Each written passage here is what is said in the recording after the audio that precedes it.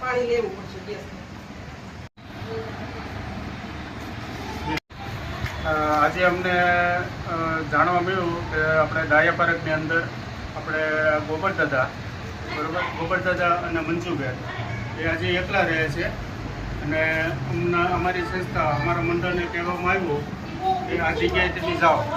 અને આજે અમે બહેનો અને ભાઈઓ આજે ગોબરદાદા અને મંજુબેનની મુલાકાત કરી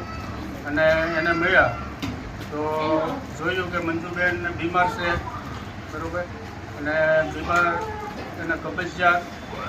અને એવા મતલબમાં એને એવા ઘણા રોગો છે અને એના પગ પણ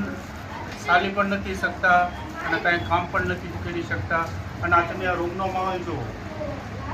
5x6ની રૂમ છે બરાબર, એની અંદર ગોબરદાદા અને મંજુબેન એકલા રહે છે અને મંજુબેનને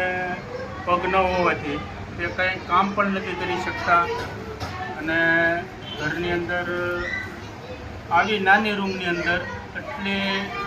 આમ જોવો તો મંજુબેન કામ ન કરી શકે, એને લીધે મચ્છર માખી વાંદા આ તે બધું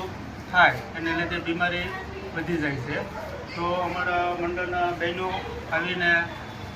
આપણે જે વિડીયો બનાવો એ રીતે બધી સાફ સફાઈ કરી